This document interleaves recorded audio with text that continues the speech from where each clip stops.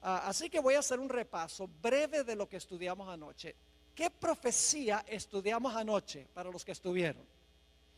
La profecía de Daniel, el capítulo 7. Vamos a repasar los eventos importantes de Daniel 7. En primer lugar tenemos un león. ¿Qué representa el león? Babilonia.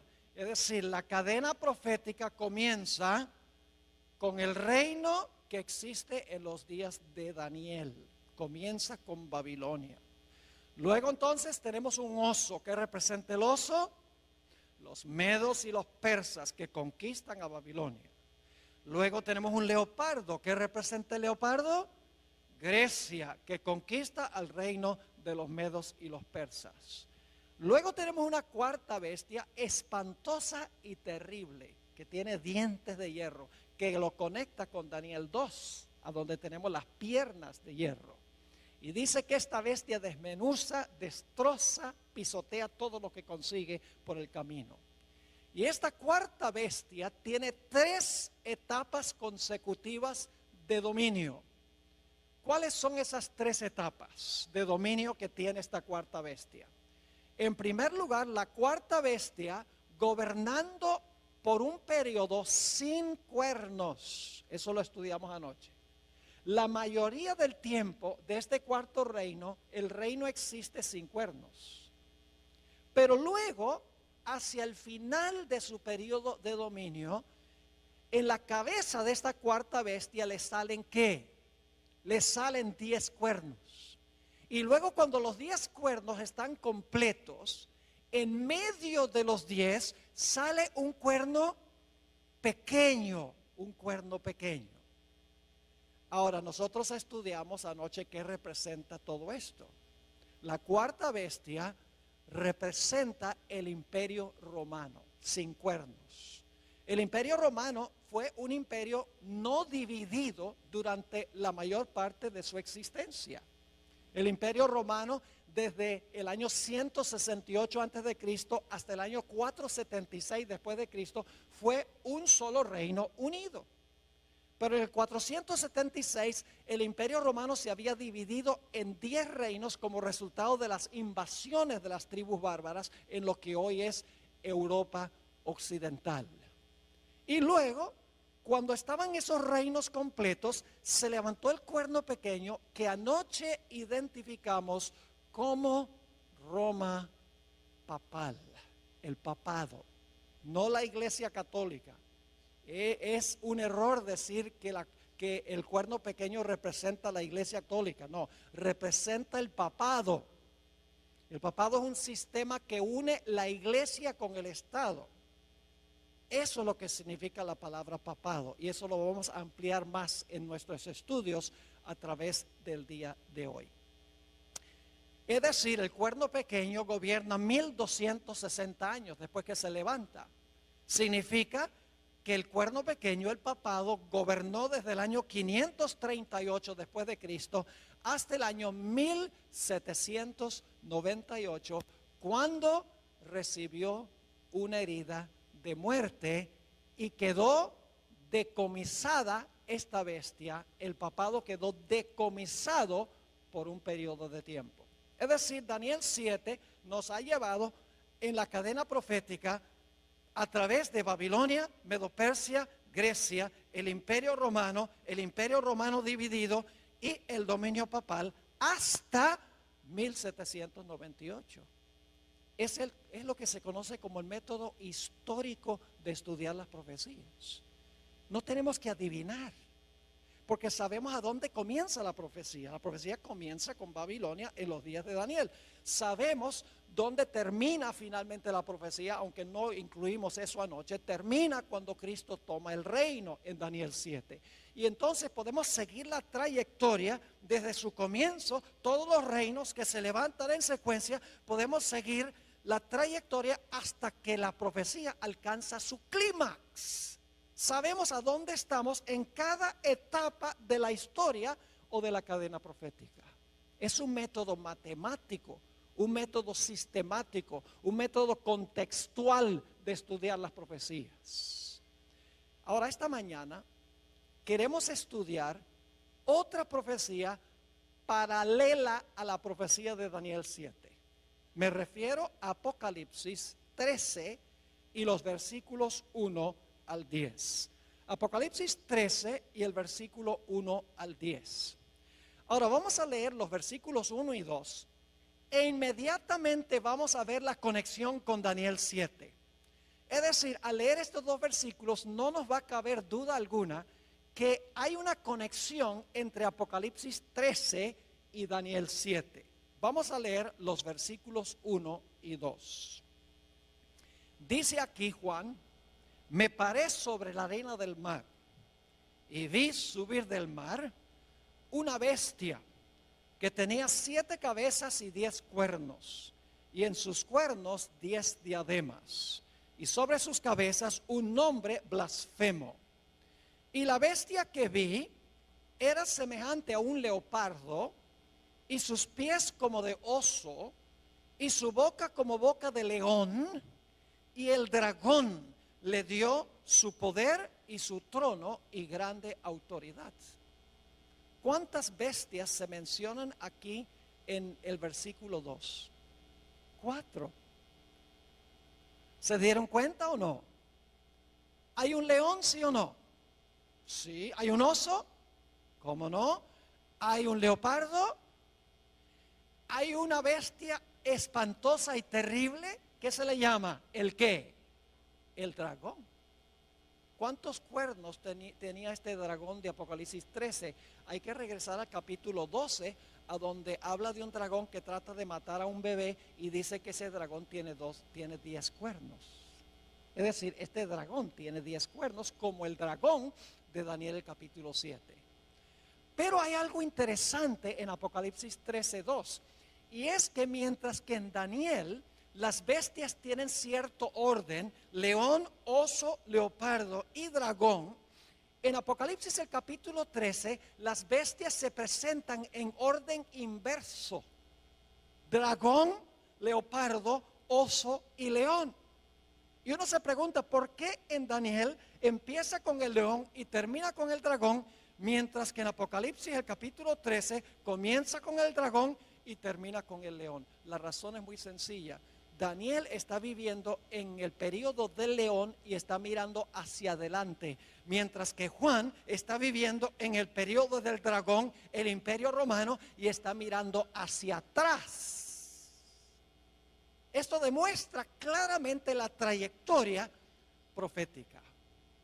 Ahora, hay un punto crucial que quiero recalcar, y es que la bestia de Apocalipsis 13 representa lo mismo que el cuerno pequeño. Esa es una premisa básica.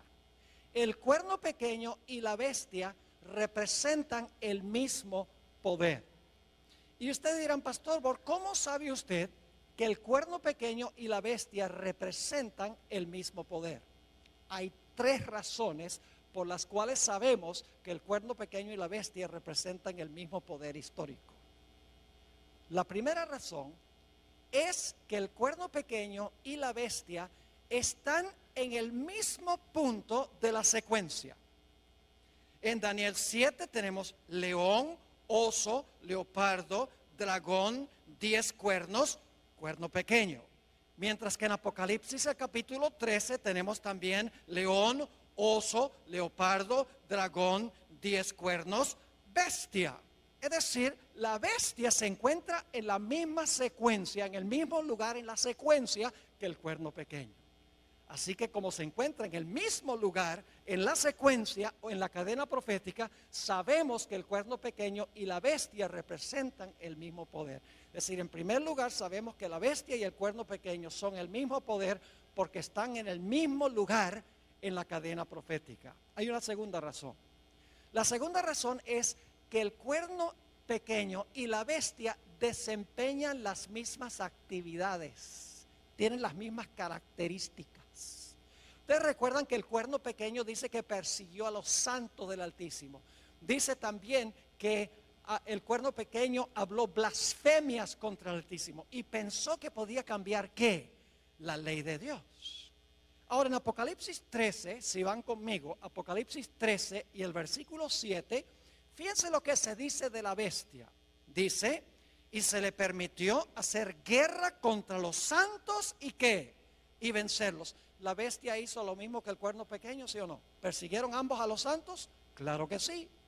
Ahora noten Apocalipsis 13 y el versículo 5, la primera parte. Dice, también se le dio boca que hablaba grandes cosas y blasfemias. ¿La bestia hablaba blasfemias, sí o no? ¿El cuerno pequeño habló blasfemias? Claro que sí. Es decir, que el cuerno pequeño y la bestia desempeñan las mismas acciones. Ahora ustedes dicen, ¿dónde está en Apocalipsis 13 el cambio de la ley? Aparentemente no aparece en Apocalipsis 13, pero sí aparece. En Daniel 7 dice que el cuerno pequeño pensó que podía cambiar la ley. Y nosotros sabemos que ese cambio en la ley primordialmente fue el cambio del día de reposo del sábado al domingo. Ahora yo pregunto en Apocalipsis 13, ¿qué va a imponer la bestia que se levanta de la tierra? Va a imponer la marca de la primera bestia. La marca de la bestia es el cambio que hizo la bestia ¿en qué? En la ley de Dios.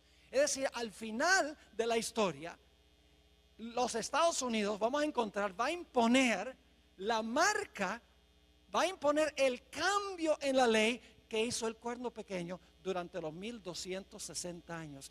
En segundo lugar, la razón por la cual sabemos que el cuerno pequeño y la bestia representan el mismo poder es porque desempeñan las mismas acciones. La tercera razón por la cual sabemos que el cuerno pequeño y la bestia representan el mismo poder es que ambos gobiernan el mismo periodo de tiempo. Noten Apocalipsis 13 y la última parte del versículo 5. Dice, también se le dio boca que hablaba grandes cosas y blasfemias, y se le dio autoridad para actuar ¿cuánto tiempo? 42 meses. E inmediatamente alguien dice, ese no es el mismo periodo de tiempo, porque el cuerno pequeño gobernó por tiempos, la mitad de un tiempo. Aquí dice que la bestia gobernó por 42 meses. No es lo mismo. Claro que es lo mismo. Se expresa en forma distinta. Anoche vimos que tiempos, la mitad de un tiempo son ¿cuántos años? 3 años y medio. ¿Cuántos días tiene el año bíblico? 360. ¿Quiere decir que iba a gobernar cuánto tiempo? 3 años y medio por 360 da ¿cuánto?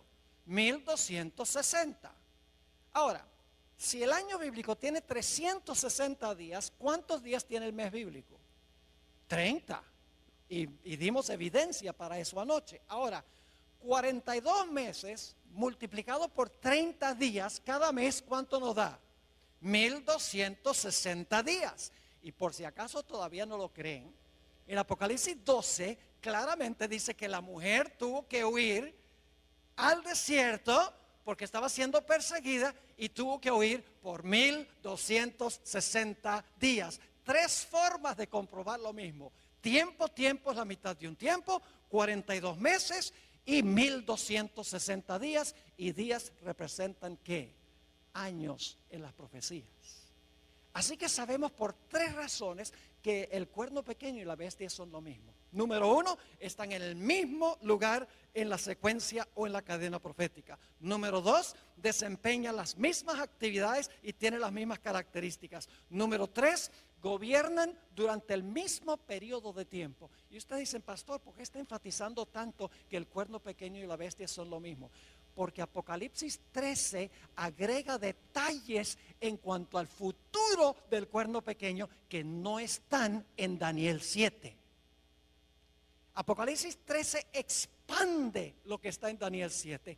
Nos da una etapa final del cuerno pequeño que no se encuentra explícitamente en Daniel el capítulo 7.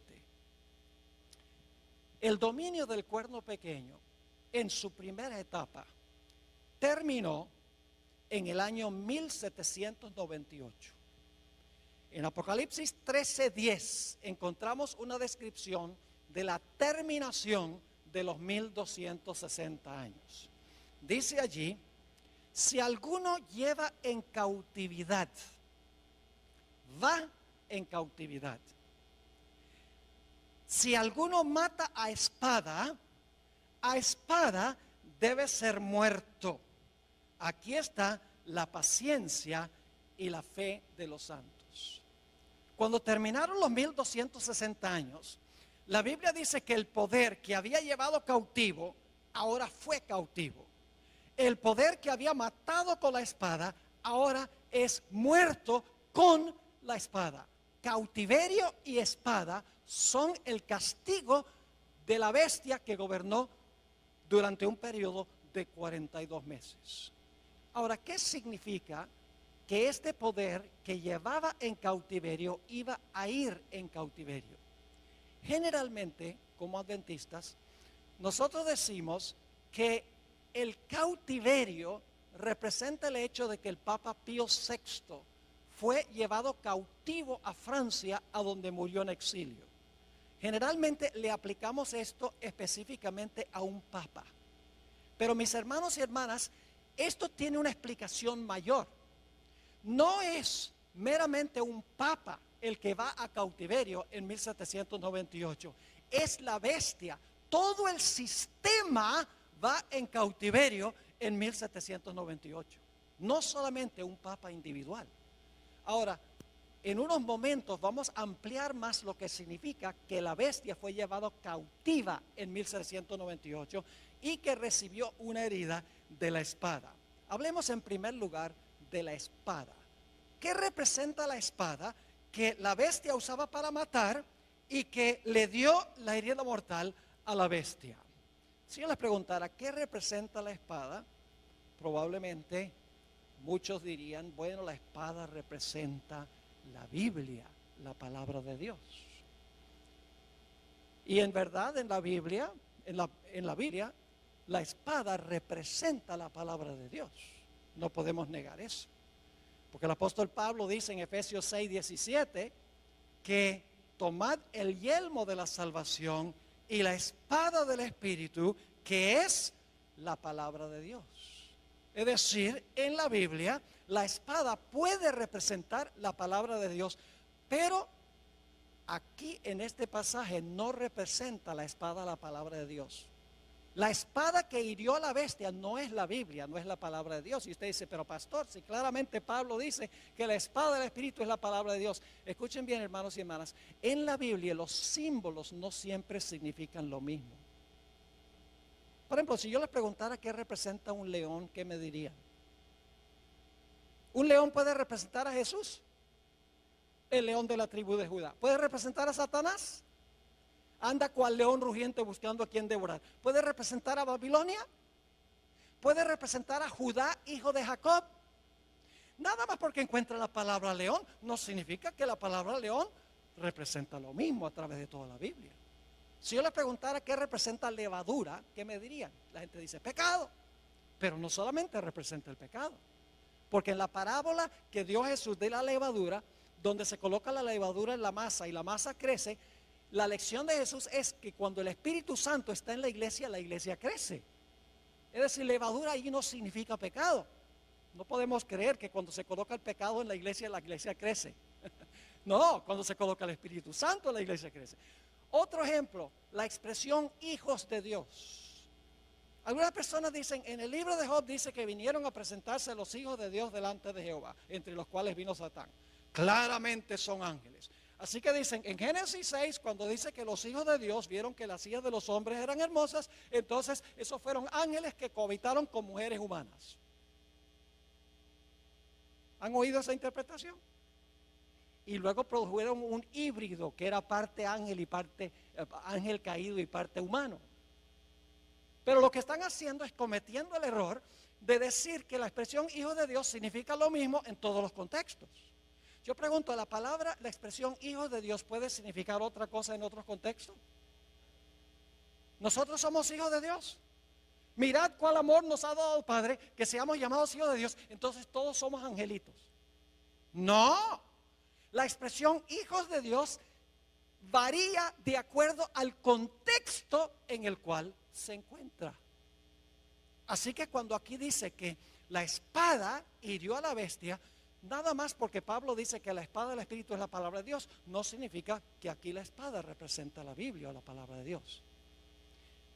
Aquí la espada no puede representar la palabra de Dios. Y usted dice, ¿por qué no? Escuchen bien. Dice que la bestia usaba la espada para matar. Yo pregunto, ¿el papado usaba la Biblia para matar a la gente? ¿El papado usaba la Biblia para matar a la gente? No. Así que podemos saber que esta espada que hirió a la bestia no puede ser la Biblia, porque dice que la espada que la bestia usaba para herir es la misma espada que le iba a dar la herida mortal. Entonces, claro, la clave es ¿qué representa entonces en Apocalipsis 13 la espada?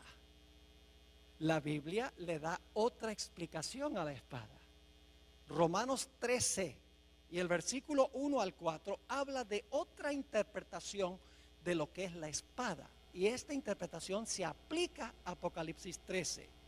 Dice allí en Romanos 13, 1 al 4, sométase toda persona a las autoridades superiores. ¿Quiénes son las autoridades superiores? El gobierno, muy bien, el poder civil. Porque no hay autoridad sino de parte de Dios. Y las que hay por Dios han sido establecidas. De modo que quien se opone a la autoridad, es decir, al poder civil, a lo establecido por Dios resiste. Y los que resisten acarrean condenación para sí mismos. Porque los magistrados, ahí está hablando del gobierno, porque los magistrados no están para infundir temor al que hace el bien, sino al malo. ¿Quieres pues no temer la autoridad? ¿Quieres no tenerle miedo al gobierno, al poder civil? Haz lo bueno y tendrás alabanza de ella. Y ahora viene el versículo clave. Porque es servidor de Dios para tu bien. Pero si haces lo malo, teme, porque no en vano que lleva la espada, pues es servidor de Dios, vengador para castigar al que hace lo malo. ¿Quién tiene la espada? El poder civil tiene la espada. ¿Y cómo usa el poder civil la espada? Yo pregunto, si una persona le roba a otra persona, ¿el poder civil usa la espada para encarcelar a esa persona? ¿Cómo no? En algunos estados, como Texas, si un individuo es culpable de asesinato, el poder civil usa la espada para ejecutar el decreto de muerte contra esa persona. ¿Cómo no? La espada significa la capacidad que tiene el poder civil para castigar violaciones del Código Civil. Usa la espada para castigar a los que violan el Código Civil, que violan las leyes legítimas del gobierno. No es la Biblia, es la capacidad de castigar violaciones del Código Civil. Es decir, la espada la posee el poder civil. La iglesia tiene su espada. ¿Y cuál es la espada de la iglesia? La Biblia. ¿Y cómo usa la iglesia su espada? Cualquiera que no está de acuerdo, le cortan la cabeza. Estoy hablando sarcásticamente. No. En el día postero tendrán que arreglárselas con Dios. Pero la iglesia se le ha dado la espada, y la espada la usa predicando el evangelio. Yo estoy usando la espada ahora. Pero el poder civil también tiene su espada. Y la espada es la capacidad de castigar violaciones del Código Civil que disturbian el orden social o la paz de la sociedad, la propiedad, la vida, la reputación, etc. Así que en 1798 lo que sucedió fue que el poder civil de Francia, que antes le daba la espada a la iglesia, ahora le quitó de la mano la espada, y con esa espada se le volcó en contra y le dio una herida mortal al papado. Es decir, la herida mortal es cuando se levantó el poder civil en contra del papado, porque antes el papado había usado el poder civil para castigar violaciones de la iglesia. Cualquiera que no estaba de acuerdo con lo que enseñaba la iglesia decía al poder civil: mira, toma tu espada y castiga a esa persona, échalo a la cárcel, o incinéralo, o ponlo en la cárcel, o tortúralo. eso es lo que hacía la iglesia, usaba la espada del poder civil para castigar violaciones religiosas. Pero en 1798 Francia le quitó la espada a la iglesia católica, a la iglesia romana, le dijo: ya no vas a usar más la espada para perseguir. Y la espada se le volcó en contra de el papado en 1798. También dice la profecía que el que llevaba en cautiverio iba a ir en cautiverio. El papado llevaba en cautiverio a toda la gente. Pero dice que este sistema iba a ir como, iba a ir cautivo. Ahora, ¿qué significa que iba a ir cautivo este sistema? Necesitamos regresar al tiempo cuando las tribus bárbaras estaban invadiendo al Imperio Romano.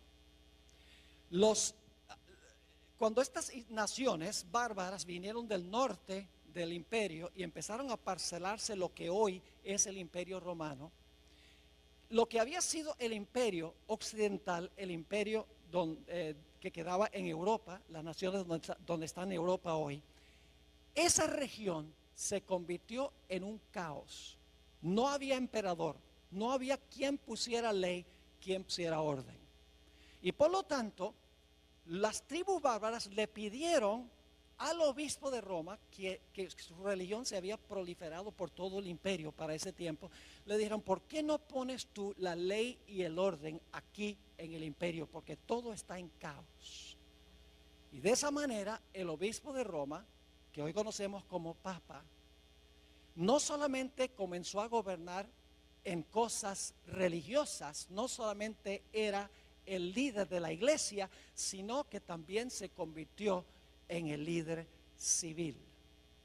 Ahora, antes de que el papado ascendiera al trono temporal, el papado estaba atado, es decir, la bestia estaba atada y no podía desempeñar sus acciones. Pero cuando se quitó la restricción del imperio y el papado pudo subir al trono temporal, el papado ahora quedó libre para perseguir y desempeñar las acciones que dice la profecía. Es decir, lo que significa que este poder estaba atado, significa que los poderes civiles están en función y por lo tanto, estando los poderes civiles en función, el papado no puede dominar en asuntos civiles. El quitar la restricción significa que ahora los poderes civiles le rinden su apoyo al papado para que el papado pueda desempeñar sus funciones. Quiero leerles un par de citas de un cardenal de la Iglesia Católica, Enrique Eduardo Manning, a donde él explica lo que acabo de describir. Dice lo siguiente: cuando las tribus bárbaras, y yo no sé si vamos a tener esto en la pantalla para que la gente pueda ver esta cita, tal vez no la vamos a tener, pero voy a leerlo de todas maneras. Dice que cuando las tribus bárbaras invadieron el imperio, escuchen bien, los pontífices se hallaron solos porque ya no había emperador. Como la única fuente del orden, la paz, la ley y la seguridad. Es decir, cuando los bárbaros invadieron, ahora como no había emperador, no había ley ni orden, dice que el único que podía mantener un poco el orden eran los obispos, es decir, el obispo de Roma, los que llamamos papas hoy, los pontífices. Y ahora escuchen cómo se describe esto. Y desde la hora de esta liberación providencial, ¿qué necesita usted hacer para liberar a alguna persona? La persona tiene que estar ¿qué? La persona tiene que estar cautiva, ¿verdad? Si se va a librar es porque está cautiva. Es decir, cuando el Papa asciende, dice esto, para establecer orden en el imperio, no solamente religioso, sino civil, dice, desde la hora de esta liberación providencial, cuando por intervención divina se le cayeron las cadenas de las manos al sucesor de Pedro. Es decir, cuando ahora el papado no solo gobierna en asuntos religiosos, sino en asuntos civiles, dice que se le caen las cadenas de las manos al sucesor de Pedro, porque antes estaba ¿qué? Encadenado. Como una vez habían caído de las suyas, ningún soberano ha reinado en Roma, sino el vicario de Jesucristo. En otra cita, Manning dice lo siguiente: el papado esperó hasta el momento propicio en que Dios rompiera sus ¿qué? ¿En qué condición estaba el papado antes de ascender al poder civil, de usar el poder civil? ¿Estaba qué? Atado. Dicho sea de paso, aquí tenemos que entender 2 Tesalonicenses 2, donde dice que había uno que detenía para que no se manifestara el hombre de pecado. ¿Lo han leído? ¿Qué era lo que detenía al papado para que no pudiera manifestarse? El poder civil de Roma. Mientras el poder civil de Roma estaba, el hombre de pecado estaba ¿qué? Atado. Cuando es quitado del medio el poder civil y ahora el papado gobierna, ahora es ¿qué? Librado. ¿Están entendiendo o no? Ahora dice, el papado esperó hasta el momento propicio en que Dios rompiera sus ataduras y lo librara de la sujeción a los poderes civiles. ¿De qué es la liberación del papado? Son librados de sujetarse ¿a qué? A los poderes civiles, colocándolo así sobre el trono como dueño de su propia soberanía temporal. En 1798 lo que sucedió fue que la espada del poder civil de Francia, donde antes Francia usaba la espada para defender a la iglesia, el gobierno francés dijo, le quitó la espada y dijo, ya no te vamos a prestar la espada. La espada se levantó en contra del papado, le dio la herida mortal. Y en vez del papado ahora estar libre de ejercer dominio temporal, ahora el gobierno francés y nación tras nación en Europa le pone restricciones, no dejan que la iglesia use el poder civil y por lo tanto se le ponen otra vez las esposas a este sistema y queda encarcelado. Yo pregunto, ¿qué tendría que suceder para que este poder recupere su libertad y se sane de su herida? ¿Qué tendría que pasar? Tendría que recuperar el apoyo de la espada ¿qué? Del poder civil. Y tendría que permitir las naciones del mundo que este poder los use de nuevo y entonces el papado ya no estaría restringido, sino que estaría ¿qué? Libre. Eso fue lo que sucedió en 1798. La iglesia quedó atada en el sentido de que ya no podía usar los poderes civiles. Recibió la herida mortal de la espada porque la espada ya no se prestó para ser usada por la iglesia para perseguir a aquellos que no concordaban con ella. Pero la profecía de Apocalipsis 13 nos dice que habrá otra etapa del cuerno pequeño o de la bestia. Apocalipsis 13 y el versículo 3 nos dice, después vi otra bestia, antes de eso, 13:3, vi una de sus cabezas como herida de muerte. Y ahora escuchen lo que sucede. Pero su herida mortal fue sanada y se maravilló toda la tierra en pos de la bestia. Yo pregunto, ¿este poder va a recuperar su dominio? Sí. Recibió una herida mortal en 1798. Fue a cautiverio. Los poderes civiles ya no podían ser usados por este sistema. Pero la Biblia nos dice que este poder que recibió una herida de muerte, su herida mortal será sanada y toda la tierra se maravillará en pos de este sistema. Y claro, surge la pregunta, ¿cómo puede suceder esto? ¿Qué nación en su sano juicio le devolvería la espada y la libertad a este sistema tan despótico? Ahora llegamos a un punto, hermanos y hermanas, que parece casi increíble lo que vamos a estudiar en los próximos minutos. En Apocalipsis 13:11, inmediatamente después de hablar de la herida mortal y el cautiverio de la bestia, habla de una segunda bestia que se levanta de la tierra. Vamos a leer Apocalipsis 13:11. Después vi otra bestia que subía de la tierra y tenía 2 cuernos semejantes a los de un cordero, pero hablaba como un dragón. Ahora, ¿qué representa esta segunda bestia de Apocalipsis 13? Les voy a dar las características rapidito. En primer lugar, tiene que levantarse alrededor del año 1798, porque dice que después de ver a la primera bestia, vio levantarse a esta segunda bestia. Es decir, este poder tiene que levantarse alrededor del año 1798, cuando la primera bestia recibe su herida mortal. En segundo lugar, esta bestia que se levanta de la tierra tiene que levantarse en un lugar distinto que las primeras bestias. Las primeras 4 bestias se levantaron en Asia y en Europa. Los primeros 2 poderes son asiáticos. Los 2 siguientes poderes son europeos. Pero esta bestia no se levanta del mar a donde se levantaron las primeras bestias. Se levanta de la tierra. Tiene que levantarse en otro sitio distinto. Este poder tiene que ser una superpotencia mundial políticamente, porque va a mandar a todo el mundo a adorar a la primera bestia. Tiene que ser una potencia económica, porque va a poder prohibir comprar y vender a nivel global. Tiene que ser una superpotencia militar, porque va a imponer el decreto de muerte contra aquellos que no adoren a la primera bestia y reciban su marca.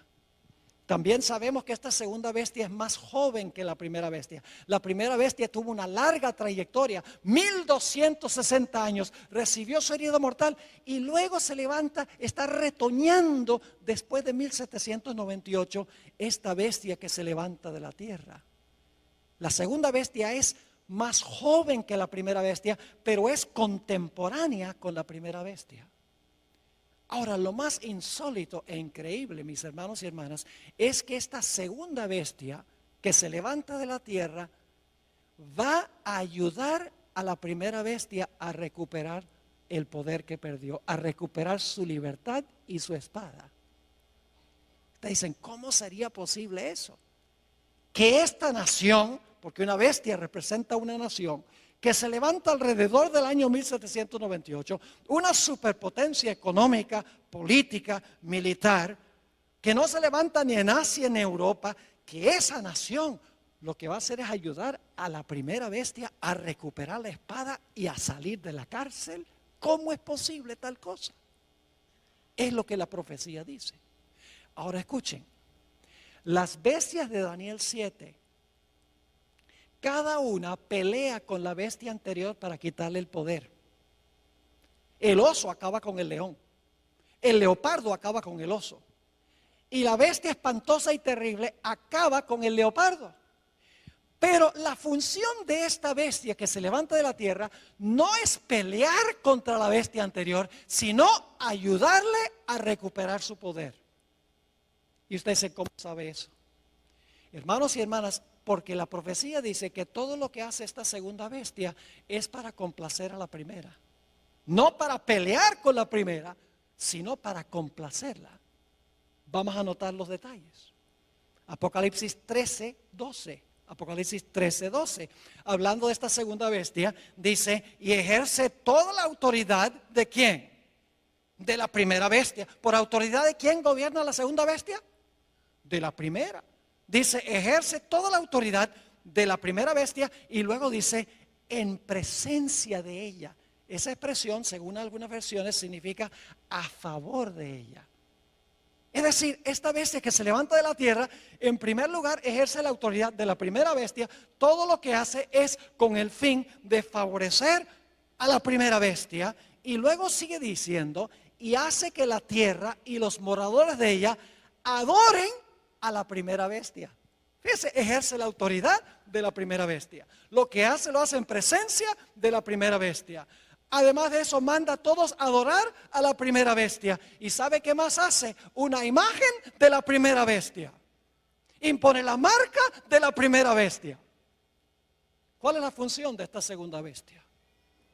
Todo lo que hace es para ayudar a la primera bestia a recuperar el poder que perdió cuando recibió la herida mortal. Yo pregunto, ¿cuál nación sería esta? Una nación que no es asiática ni europea, una nación que es una superpotencia económica, militar y política, una nación que se levantó alrededor del año 1798 en otro lugar distinto.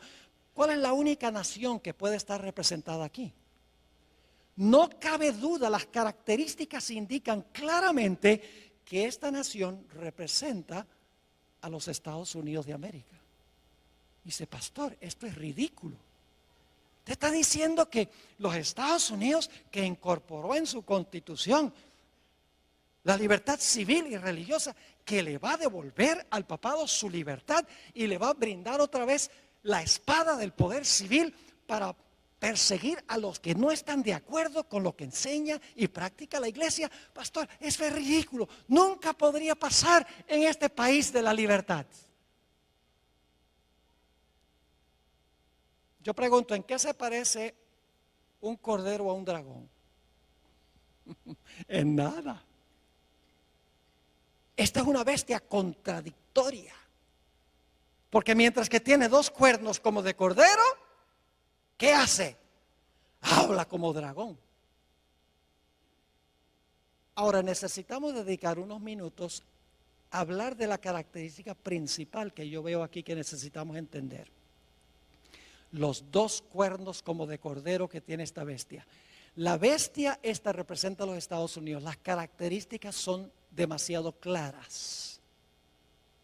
Y dice que esta bestia tiene dos cuernos como de cordero. Ahora la pregunta clave es, ¿qué representan los dos cuernos como de cordero?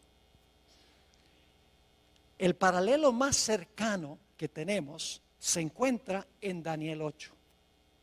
Así que vamos a Daniel 8, el capítulo 8 y el versículo 3. Ahí encontramos un carnero. ¿Y cuántos cuernos tiene el carnero? Dos cuernos tiene el carnero. Es una sola nación, porque es un solo carnero. Pero ese solo carnero tiene ¿qué? Tiene dos cuernos. Dice allí, en Daniel 8:3, alcé los ojos y miré. Y he aquí un carnero, una sola bestia, que estaba delante del río y tenía dos cuernos. Y aunque los cuernos eran altos, uno era más alto que el otro y el más alto creció después. Así que quiero que se imaginen un carnero, que es un cordero macho. El carnero tiene dos cuernos, una nación con dos cuernos. Ahora la pregunta clave es, ¿qué representan los dos cuernos? Los dos cuernos representan dos reinos en esa misma nación. Noten el versículo 20. El versículo 20 tiene la explicación. Dice, en cuanto al carnero que viste, que tenía dos cuernos, estos son los reyes ¿de qué? De Media y de Persia. Era una nación que se componía de dos reinos. Entonces yo pregunto, ¿qué representan los dos cuernos como de cordero? Tiene que ser una sola nación porque es una sola bestia. Pero como tiene dos cuernos como de cordero, debe ser una nación que se compone de dos ¿qué? De dos reinos, porque los cuernos representan reinos. Usted no puede decir que los 10 cuernos en la cabeza del dragón son reinos. Y los dos cuernos aquí en la cabeza del carnero son reinos. Pero en Apocalipsis 13, entonces los dos cuernos no son reinos. Cuernos en cabeza de bestias son reinos. Es decir, esta bestia de Apocalipsis 13 es una sola nación, una sola bestia, pero en esa nación existen lado a lado dos reinos. Y lo importante que queremos notar es que son dos cuernos como de cordero. Son dos reinos, los mismos dos reinos que reconoció Jesús, el Cordero de Dios, porque la palabra cordero aparece 29 veces en Apocalipsis y siempre se refiere a Jesús. Es decir, los dos cuernos representan los dos reinos que reconoció Jesús, el Cordero de Dios. E inmediatamente nos preguntamos, ¿cuáles dos reinos reconoció Jesús, el Cordero de Dios? La Biblia lo dice. Mateo 22, versículo 19 al 21. Mateo 22 y el versículo 19 al 21. Aquí Jesús claramente dijo que representan los cuernos. le traen una moneda del tributo a Jesús y le dicen, ¿debemos devolverle los taxes a César, sí o no? Y fíjense lo que dice Jesús: mostradme la moneda del tributo. Y ellos le presentaron un denario. Entonces le dijo, ¿de quién es esta imagen y la inscripción? Es decir, la cara de quién y el nombre de quién está en esta moneda. Le dijeron, de César. Y les dijo, dad pues a César lo que es de César y a Dios lo que es de Dios. ¿Cuántos reinos reconoció Jesús el Cordero de Dios? 2. El de César sería el poder ¿qué? Civil. Y el de Dios sería lo que llamamos la iglesia. Es decir, los 2 reinos que reconoció Jesús es el reino de la iglesia y el reino del Estado. ¿Deben estar juntos o separados? Separados. Por ejemplo, ¿qué obligación financiera tenemos nosotros con la iglesia? El diezmo. ¿Y qué obligación financiera tenemos con el poder civil? Los impuestos. Yo pregunto, ¿sería apropiado que la iglesia le dijera al poder civil, mira, danos un porcentaje de los taxes? No. ¿Sería lícito que el poder civil le dijera a la iglesia, tiene que devolverme un 20% del diezmo? No. Cada reino funciona en su propia esfera, separado uno del otro. Es una sola nación, los Estados Unidos, pero en esa sola nación existen 2 reinos, la iglesia y el poder civil. ¿Y saben algo? Yo vivo en los Estados Unidos y soy ciudadano de 2 reinos. Yo soy ciudadano de los Estados Unidos porque nací en Wisconsin. Y soy ciudadano de la iglesia también porque me bautizó y soy miembro de la iglesia adventista del séptimo día. En una misma nación pertenezco a 2 reinos, la iglesia y también el Estado. ¿Están entendiendo lo que significan los 2 cuernos? Representa el hecho de que en una sola nación, los Estados Unidos, va a existir la idea de 2 reinos separados uno del otro. El gobierno, el poder civil y la iglesia, el poder religioso. Y escuchen bien, el Señor Jesucristo rehusó la idea de que la iglesia usara el poder civil, la espada del poder civil para defender su reino. Desde un comienzo de su ministerio, el diablo le ofreció a Jesús todos los reinos del mundo. ¿Y qué dijo Jesús? Apártate de mí, Satanás. Yo no vine a tomar las riendas del poder civil, yo vine a establecer mi iglesia. Jesús reconoció la existencia de 2 reinos. Noten Juan 18:36. Aquí Jesús está en una entrevista personal con Pilato y Pilato le pregunta, bueno, ¿eres tú un rey, Jesús? Y fíjense lo que dijo Jesús. Mi reino no es de este mundo. ¿Cuántos reinos reconoció Jesús? 2. El de él y ¿cuál? El del mundo. Mi reino no es de este mundo. Si mi reino fuera de este mundo, mis servidores pelearían, usaría la espada, en otras palabras, para que yo no fuera entregado a los judíos, pero mi reino no es de aquí. Pero ¿saben lo que querían los judíos? Los judíos constantemente querían que Jesús se apropiara del poder civil, del poder del gobierno, que usara la espada para imponer su religión. Jesús dijo, yo no vine a eso. Yo vine a establecer un reino, mi iglesia. La hermana White dice que Jesús se mantuvo separado de la administración del gobierno civil de Roma. Nunca vemos a Jesús apelando a Roma para defender su reino. Jamás. Sus propios discípulos manifestaron que ellos querían usar la fuerza del poder civil para castigar al que no estaba de acuerdo con el reino de Jesús. Santiago y Juan, los hijos del trueno, cuando Jesús estaba en su último viaje a Jerusalén, Jesús quería pasar por algunas aldeas samaritanas para cortar camino a Jerusalén y pidió permiso y las aldeas dijeron, no puedes pasar por aquí. Santiago y Juan se indignaron.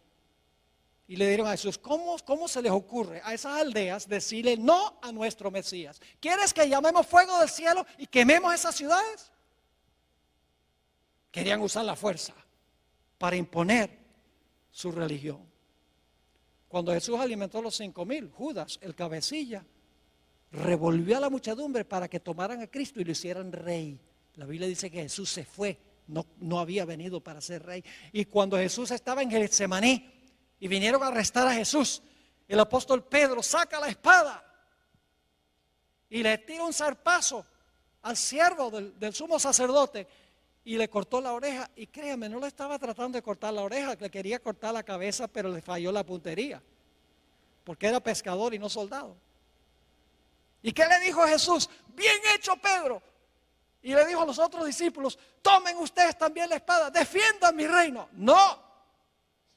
Jesús dijo algo muy parecido a lo que leímos en Apocalipsis. Dijo, guarda tu espada en su lugar, porque el que mata la espada, a espada será muerto. Apocalipsis 13:10 está en los evangelios.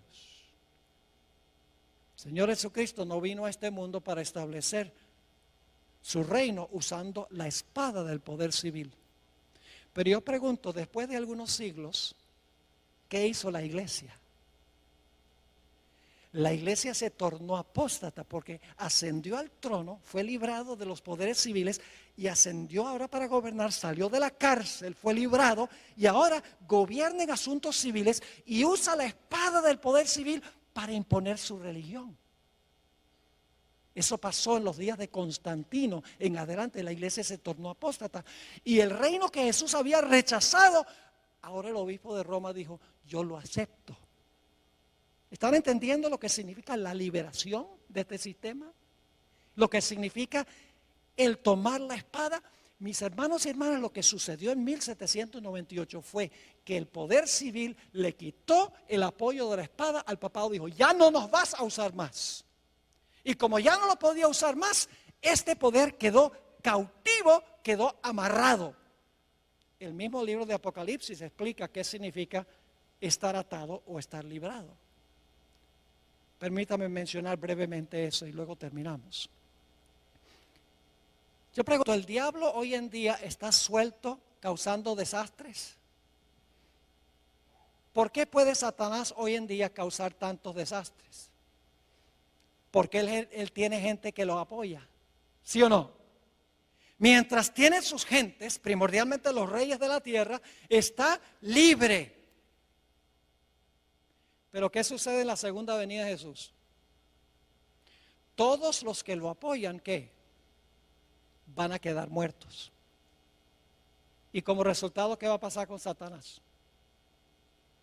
Dice que desciende un ángel del cielo con una gran cadena en su mano y lo amarra y lo echa en la prisión. Cuando Satanás no tiene quien lo apoye, está atado. Pero yo pregunto, ¿después del milenio va a ser desatado? ¿Qué significa el hecho de que va a ser desatado? Significa que ahora todos los impíos van a ¿qué? A resucitar. Ahora tiene quien los apoye. Y por lo tanto dice, será soltado de su prisión.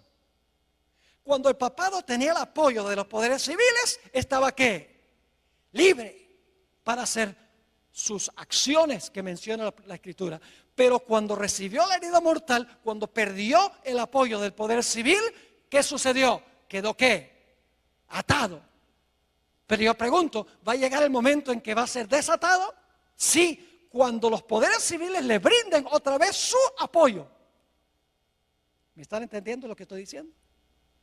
Según de Tesalonicenses 2 es un capítulo supremamente importante para entender esto. Mis hermanos y hermanas, Jesús vino solo para establecer un reino espiritual, la iglesia.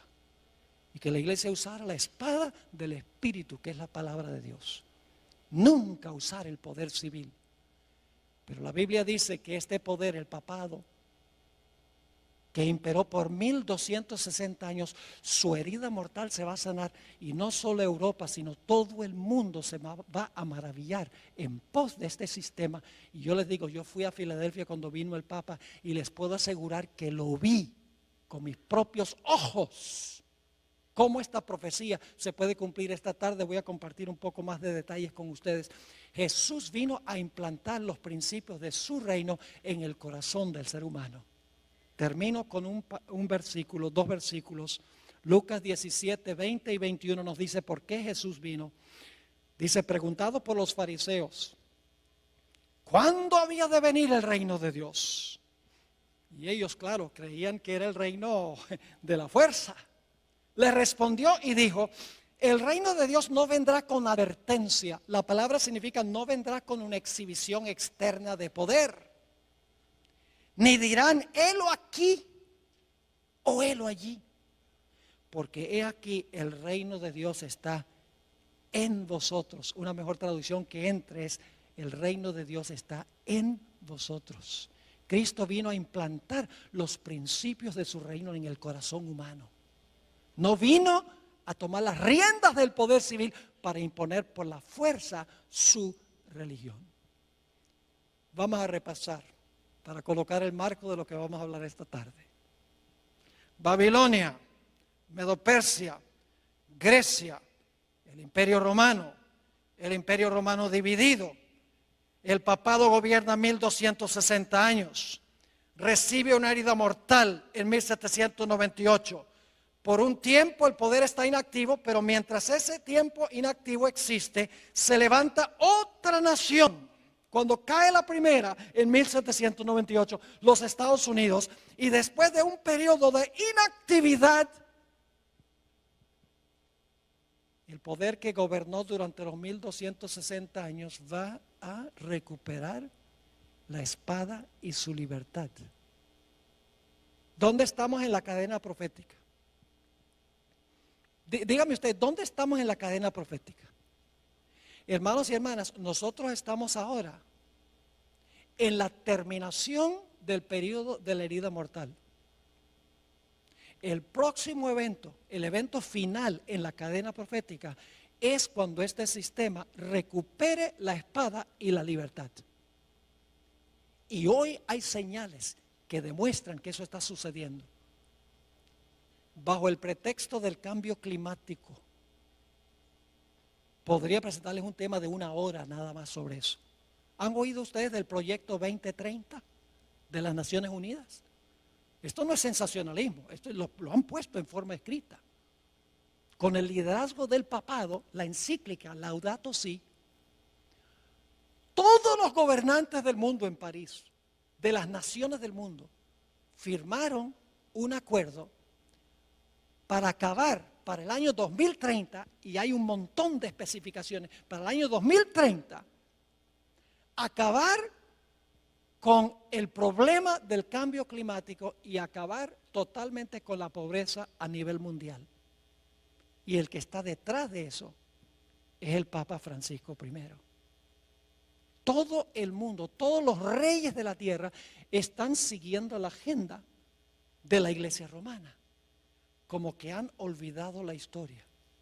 Nuestro propio presidente Barack Obama desconoce estas cosas porque han olvidado la historia, ya sea voluntariamente o ya sea porque ignoran la historia. La Biblia dice que la van a repetir. Nosotros tenemos una función, hermanos y hermanas, y es proclamar estas cosas. Porque la gente está inquieta, la gente no sabe qué está pasando, la gente sus corazones están angustiados de temor, porque no saben para dónde va todo esto. La iglesia adventista sabe para dónde va todo esto. Ay de nosotros si nosotros no compartimos este mensaje con la gente que está buscando paz y tranquilidad en su vida. ¿Les quedó claro lo que estudiamos? Gloria a Dios. Ahora esta tarde lo que vamos a hacer en el primer tema, creo que es a las 3 de la tarde, les voy a comprobar, leyendo citas de los fundadores constitucionales de los Estados Unidos, a donde ellos vez tras vez en sus escritos dicen: lo que caracteriza a esta nación es que hay dos reinos, la iglesia y el Estado, separados uno del otro. Lo dice la primera enmienda a la Constitución de los Estados Unidos. Ahí están los dos cuernos como de cordero. En la misma Constitución de los Estados Unidos están los dos cuernos. Y en los escritos de George Washington, está en los escritos de Benjamin Franklin, está en los escritos de James Madison, de Thomas Jefferson, de Juan Adams. Todos se refieren a estos dos cuernos, libertad civil y libertad religiosa, separando la iglesia del Estado. El papado dice: no, lo que tenemos que hacer es unir la iglesia con el Estado. Eso es lo que hace que el papado sea papado. Es que es capaz de unir la iglesia con el poder civil para imponer por la fuerza su religión y sus prácticas. Quiero aclarar que no me estoy refiriendo aquí a las personas que pertenecen, individuos que pertenecen a esta iglesia. Yo creo que usted ama a Jesús, le sirve lo mejor que puede de acuerdo al conocimiento que tiene. Esto no es un ataque contra personas que están dentro de este sistema. Que la gente desconoce esto. Pero Dios llama a esa gente a salir de ese sistema una vez que conocen la verdad. Oremos. Padre Celestial, gracias te damos por la claridad de la cadena profética. No tenemos que especular, ni adivinar, ni conjeturar, ni sensacionalizar. Todo está en su orden exacto, como ha sucedido y sucederá. Padre, no es suficiente conocer estas cosas.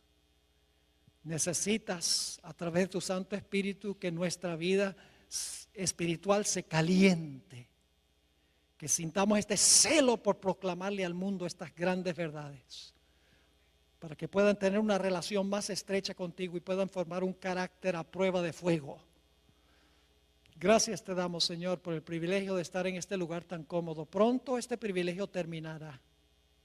Ayúdanos, Señor, en estos tiempos de relativa prosperidad a aprovechar los privilegios que tú nos concedes y a cumplir nuestra responsabilidad. Gracias, Padre, por habernos acompañado y por acompañarnos esta tarde. Te lo pedimos en el precioso nombre de nuestro Señor y Salvador Jesús. Amén. Amén.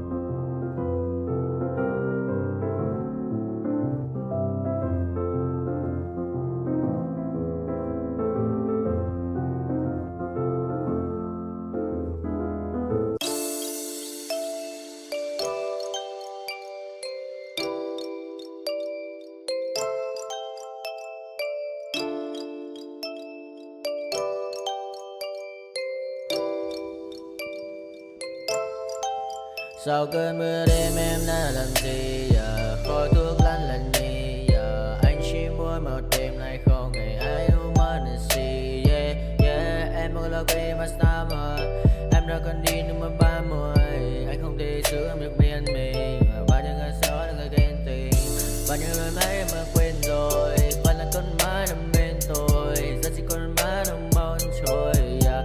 Anh chẳng thể giữ được cho em nhiều điều mấy con mất điều em mới không muốn yeah em mới không muốn yeah em nhớ muốn bên anh như khi em muốn mơ bên anh em nhớ muốn say yeah để mơ mà em cần anh yeah mà đang mơ chỉ cần ai sai đến anh em không muốn mai chỉ cần ai mà em mà sao và em muốn đêm nay em đã